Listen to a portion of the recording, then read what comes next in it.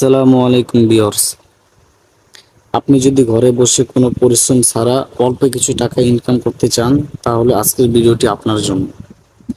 বিকাশ অ্যাপে referral programme চালু হয়েছে এবং আমি প্রত্যেকজন যারা বিকাশ অ্যাপ ইউজ করে না তাদেরকে যদি আপনার রেফারেল লিংক থেকে বিকাশ অ্যাপটি ডাউনলোড করাইতে পারেন, তাহলে আপনি পার পার্সন এর জন্য 50 টাকা পেয়ে যাবেন। আপনি যদি 200 জন মানুষকে রেফারেল করেন তাহলে 10,000 টাকা পেয়ে যাবেন। যারা সর্বোচ্চ রেফার করবে, টিভি, ফ্রিজ সহ আরও বেশ কিছু পুরস্কার রয়েছে।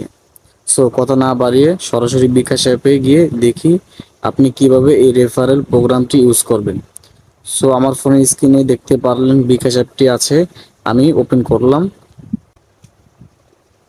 এখানে বিকাশের পিনটি দিয়ে দেব।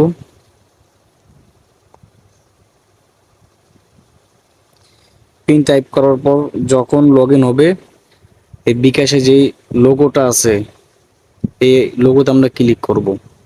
এখান থেকে রেফার বিকাশ অ্যাপ এখানে ক্লিক করব আমরা। এখানে দেখেন শুরুতে বলছে ভালো কিছু শেয়ার করুন, বিকাশ অ্যাপ রেফার করুন।